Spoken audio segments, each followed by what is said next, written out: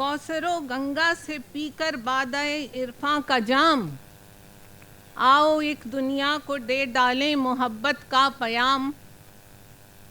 ہو یہی اپنا وتیرہ، ہو یہی عرض کلام، با مسلمہ اللہ اللہ با برہمن رام رام۔ آداب دوستوں، آج کے مہمان خصوصی مظفر علی صاحب، باوقار اور معزز سیاستداں فاروق عبداللہ صاحب،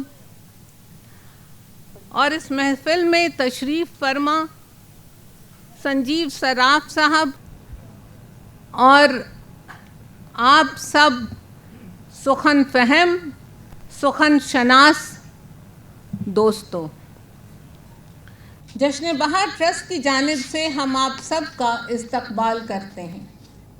دوستوں، آج اس ایک مختصر سے وقفے میں ہم آپ کو ایک طویل سفر پہ لے چلیں گے، داستان مرثیہ کربلا سے کاشی تک۔ جیسا کہ ہم سب جانتے ہیں، مرثیہ عربی لفظ رثا سے بنا ہے، معنی ہے میت پہ رونا یا بین کرنا۔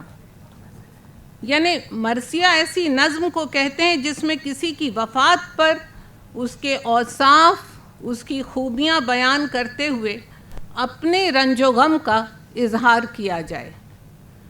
شروعات تعزیاتی نظموں سے ہوئی اور پھر مرثیہ میدان کربلا میں نواسۂ رسول امام حسین اور ان کے رفقا، ان کے ساتھیوں کی شہادت کا بیان بن گیا۔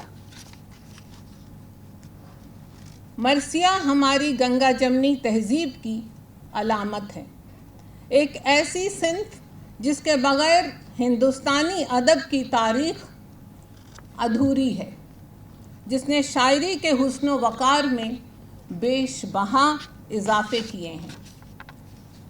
تو ہندوستانیت کا رنگ لیے سانحہ کربلا کی ایسی ترجمانی جو عہد در عہد مقبول ہوئی اور جس نے اپنے وطن کے مختلف فرقوں اور طبقوں کو آپس میں جوڑنے کا کام کیا۔ مرثیہ نگاری کے ابتدائی دور سے ہی غیر مسلم شعراء بھی اس سفر میں شامل رہے ہیں۔ ہمارے دیش میں ایسا ہونا لازم تھا اور واجب بھی۔ صنف مرثیہ کربلا کو کاشی سے جوڑتی ہے، فرات کو گنگا سے جوڑتی ہے، انسان کو انسانیت سے جوڑتی ہے اور دین کو دنیا سے جوڑتی ہے۔ قصہ کربلا ایک سبق ہے، ایک تدریس ہے۔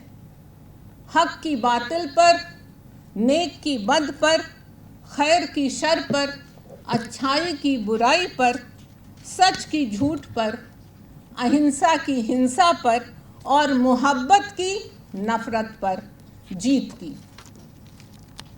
تو آدی کال سے ہی، زمانہ قدیم سے ہی ہندوستان کا درس رہا ہے، استو ما سدگمیا تمسو ما جیوترگمیا مرتیور ما امرتم گمیا۔ تو گوتم سے گاندھی تک اگر ہند میں اہنسا کا انہد ناد گونجتا رہا ہے تو امن پسند حضرت حسین نے بھی یہی کہا تھا کہ وہ جنگ نہیں چاہتے۔ ستیہ، اہنسا اور کرونا کی اس دھرتی نے کربلا کے پیغام کو کھلے دل سے اپنا لیا۔ مہاتما گاندھی نے کہا، and I quote, "I learned from Hussain how to be oppressed yet victorious." Gurudev Rabindra Nath Tagore نے فرمایا، امام حسین is the leader of humanity. And Nelson Mandela نے کہا، I quote, "I have spent more than 20 years in prison. Then one night I decided to surrender by signing all the terms and conditions of the government.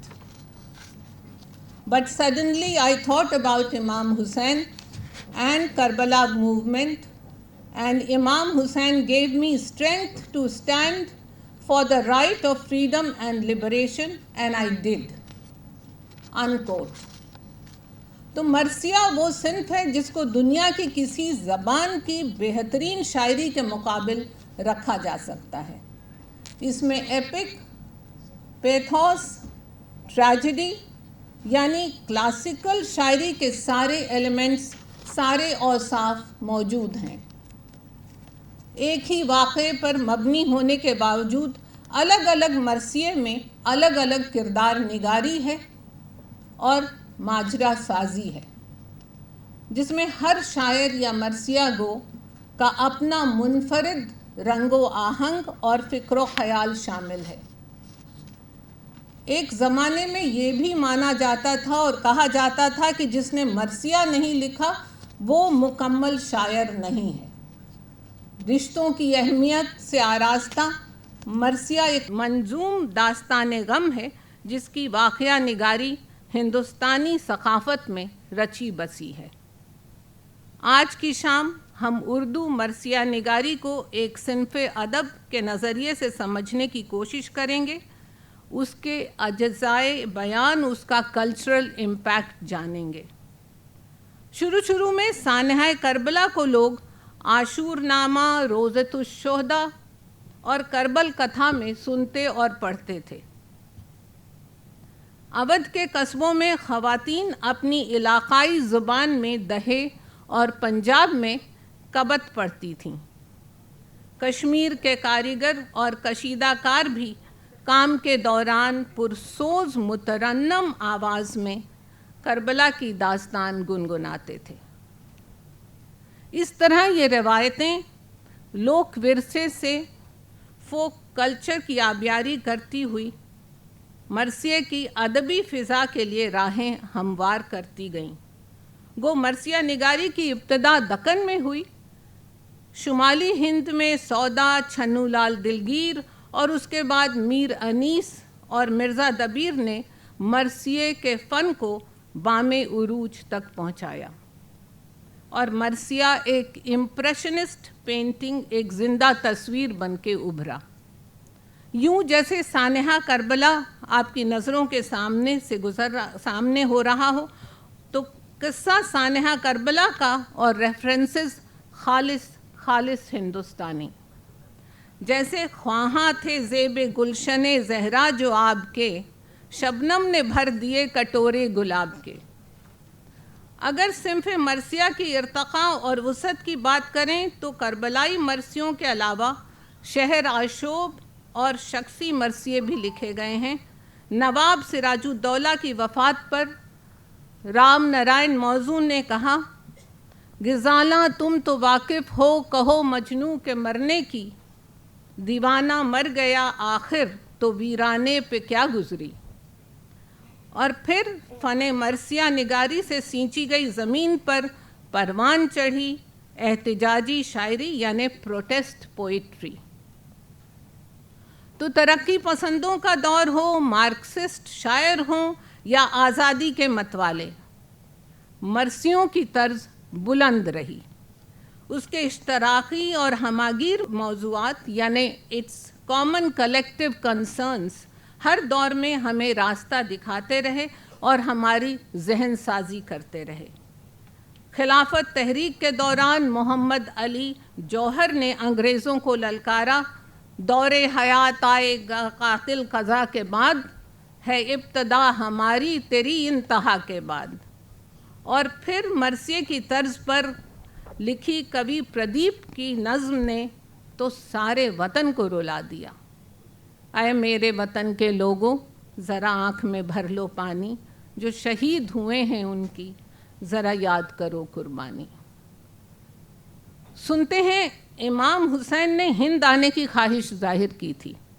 اگر ایسا ہوا ہوتا تو یقیناً وجے دشمی پر ہم راون کے ساتھ یزید کا پتلا بھی جلا رہے ہوتے۔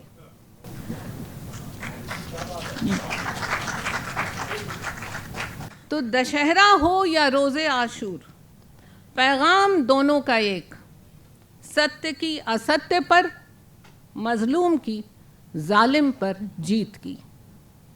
اور آج بھی امن کے حسینی پیغام کو ہندوستانی مرثیہ پراثر طریقے سے ہم سب تک پہنچانے میں کامیاب ہے۔ بہت قریب سے دیکھا ہے میں نے صبر خلیل، مگر حسین تیرے صبر کا جواب نہیں۔ دعا کرتے ہیں کہ نسل نو کو بھی اس سے تدریس ملتی رہے۔